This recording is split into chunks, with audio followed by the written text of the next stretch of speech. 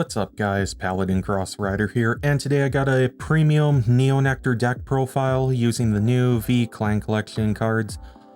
This deck's pretty fun. You get to make the 10k tokens pretty easily with this new guy here, and it's a really cool defensive deck, which I don't really see too many defensive decks in Vanguard. Few like Mega Colony, and just I wanted to give this a shot and see what the new support can do. So here's what I got so far, and it's a little bit different from the premium fight that I showed you with my friend a few weeks ago, but I do want to show it off and get your guys' opinion on it because I think it's a fun deck.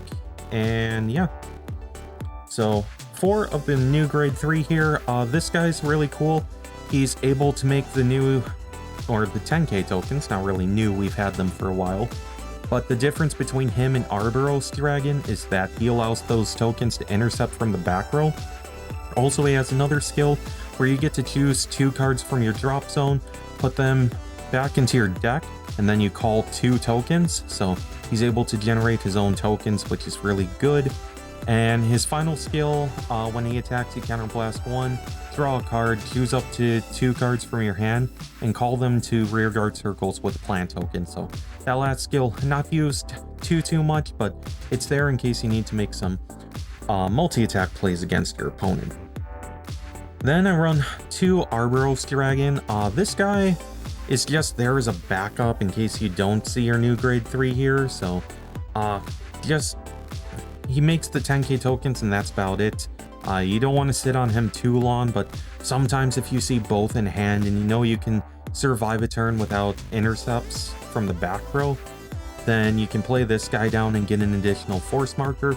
Because in this deck, if you don't have the force markers down, then you kind of lose out on a lot of power, and you just need to be able to have 1 on each of the rearguard circles in the front row. So 2 of him.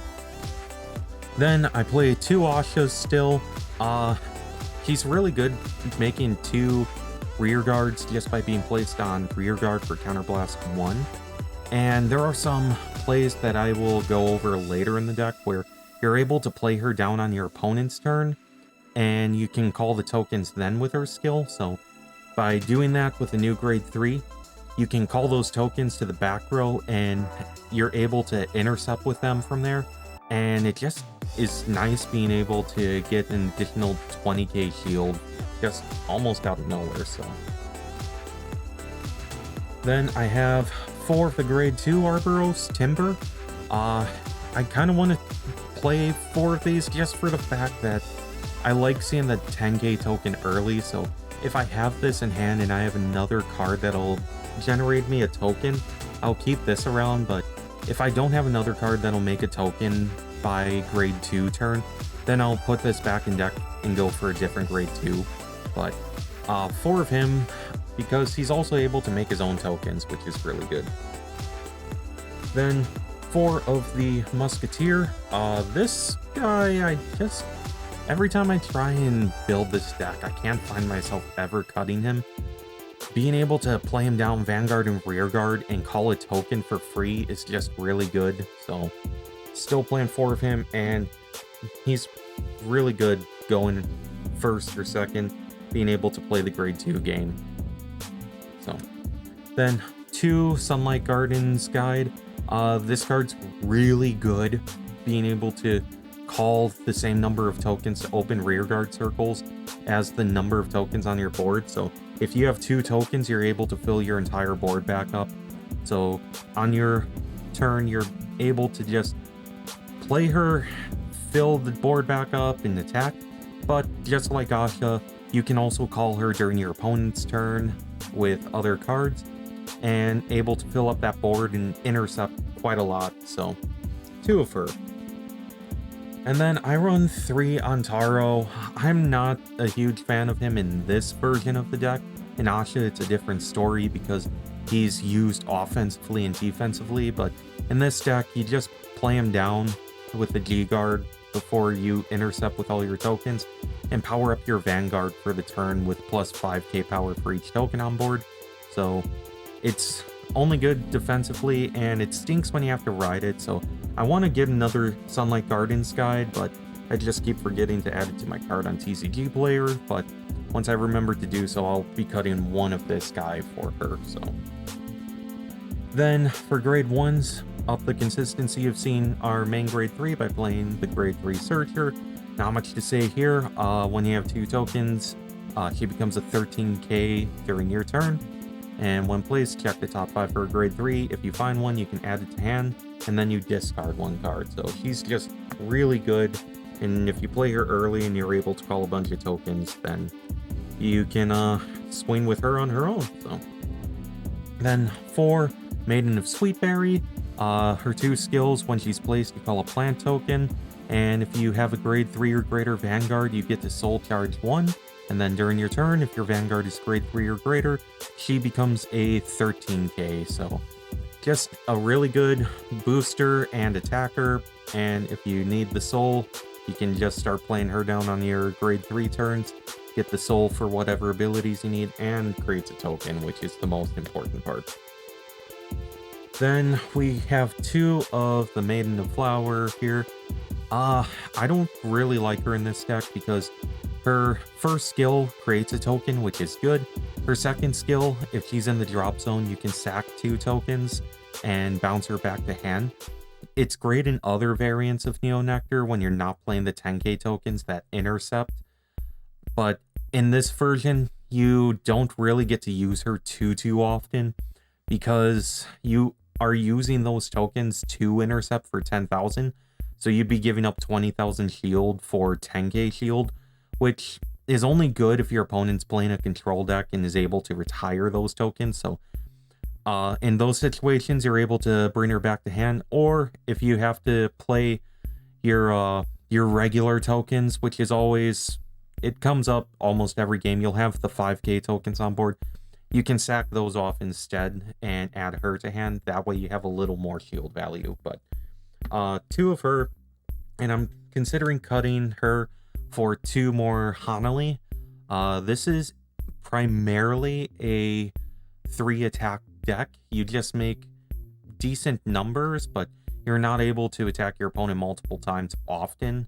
So with this card, you're able to slow down your opponent enough to kind of bring the game down to your level and set the tempo. So if you've played this card before, you know how good it is. So 2 of that right now, but like I said, looking to up it to 4. And then 1 starter, just play the V starters. You draw a card when you ride on them and get a quick shield if you rode second. So 1 over trigger, playing the Stoichea one because it's better than the trial deck one. Being able to draw more cards, power up your front row, give something a crit, and being able to heal if you have more damage is just really good. Then I have 4 of the Stride crit, and then 3 of the Move to Soul crit. Not much to say, I just like dealing bonus damage to my opponent. And then 4 draw perfect cards.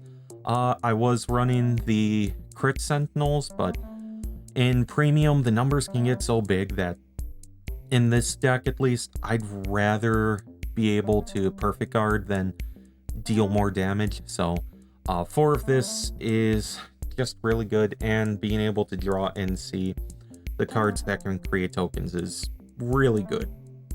And then the last card of the deck is 4 heal triggers, and yes, play the heal guards. They are the best thing that most decks need to play now. And yeah, not much to say here. You can search it with the grade 3 searcher I showed earlier if you need to guard your opponent early, or later on use them as G guards and make up for the 5k loss in shield. So then for the G zone, run 4 Sandrin. She's just a really good stride for Neo Nectar because the grade 3s need to make the tokens before you can stride, and being able to stride during the main phase gives you access to the grade 3s. And yeah, it's just a really good card, and she's able to power herself up with 10k and a crit. So yeah, the only downside is once you fill up your board with 10k tokens, you will have to sack off 2 in order to stride her and pay CB1. So you'll only have 3 10k tokens on board to intercept if you choose to use her, but it's a okay trade-off because the crit and power are really good. Then run 2 of the new girl here. This is the card that lets you multi-attack, and I did have to look up a ruling because I heard that tokens don't have names, but I made sure, and yes, they do have names. They are considered plant or plant tokens, whatever you want to call them. So you can use her skill to restand them. So if you have a board full of tokens or with the 3 tokens from the previous turn, you keep them in the back row and don't intercept with them, you can promote them to the front row next turn and be able to pull off 5 attacks with this card. And on top of that, you're able to search your deck for just cards with the same grade as cards you have on the board. So if you have a grade 1 or 2 on the board, you can search stuff out and build up your hand and build up your defenses pretty quick. So then we got a flex spot here. I play this stride, but I never really go into it. So if you have something like, if you have Zoa, or you have a Progenitor Dragon, or some other Neo Nectar stride that you like, feel free, if you're building this deck, to throw it in this slot here. But for me, it's just 2 of these, but yeah. And then I run 1 Progenitor Dragon, so the other spot, if you choose to throw in a Progenitor Dragon, you can run 2. I choose 1 because there are just some matchups where I know I'm going to lose the game or be pushed to 6 in the next turn. So I'll just go into this if I have the card in hand to stride into it, and just tell my opponent, if you want to beat me, you're going to have to crit me this turn. And yeah, being able to stall the game out for an extra turn and then stride for free is kind of fun. So, and if you don't stride into a regular stride, you can get your turn back, go into your grade 3 dragon, create some tokens, and then if you want, you can go into Sandrin or just swing with your Vanguard and be able to pull off 3 or 4 attacks that turn if you use its skill. So Progenitor Dragon in this deck is pretty fun.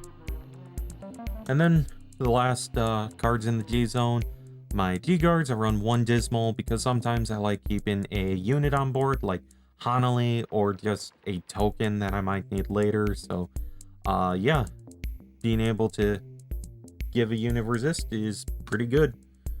Then 2 of the Rain Breath Dragon.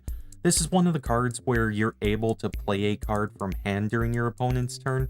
So the Asha, the Summer Garden, just anything that creates a token when placed from hand, this card will allow them to create that token. And with your grade 3s producing the 10k tokens, you can call that down and be able to intercept with them right away. So that's the defensive part of this deck, is being able to G-guard and create a bonus 20,000 shield almost every time you're able to play 1 down. So 2 of these to make sure you have the option at any point you need it. Then 2 of the new G-guard. Don't use her too much. She's a really good shield though, but you do need 2 units with the same card name in your drop zone, which this deck has a lot of units that share the same card name. So yeah, being able to play her, get the massive shield, and then also counter charge is really good in a lot of situations. So 2 of her. 1 Ontario. This guy's pretty good. I know a lot of people like him. I don't find myself going into him too often. He is a great shield when you have 4 or more or 1 or less rear guards, but there are a lot of situations where I'll be sitting on a board, and by the time I want to G-guard, I have like 3 tokens remaining on the board or something, or 3 rear guards, and I'm not able to use a skill. But keep him in there just because there will be a lot of times you do have 4 or more or 1 or less, and you're able to just guard with a large shield value. On top of that, since you can intercept from the front and back row with your tokens, you're able to clear up the board and be able to hit the condition pretty easily for him. So 1 of him. And then playing one of this G-Guard just because it's a kind of free shield value if you just have a bunch of units on your board with the same card name. Say you filled it up with tokens the previous turn and you have all 5, that's a 25k shield you can get. So one of her. And then the last card is one of the unflipping G-Guard. This card, I believe, allows you to call another card from hand. Yes, so just like Rain Breath Dragon, you can play her down and then call a card that lets you call 1 or 2 tokens. And yeah, she just is a bigger shield than Rain Breath, so you don't have to intercept right away with those tokens with her as often. So one of hers just really good. Don't want to play more of her because she does take a counterblast. So don't want to eat up your counterblast because you'll need those for skills later in the game. So anyway, that's going to be it for this deck profile. Hope you guys enjoyed it. Still tinkering around with this deck, trying to find ways to make it more offensively viable rather than being a giant defensive deck that's just walling the opponent until it dies. So if you guys have a deck profile of your own, I'd love to see it and compare notes. If you want to talk about it, just leave some comments down below. And yeah, I very much appreciate learning from you guys as much as you can learn from me. So anyway, thank you guys for watching, and I will see you in the next video.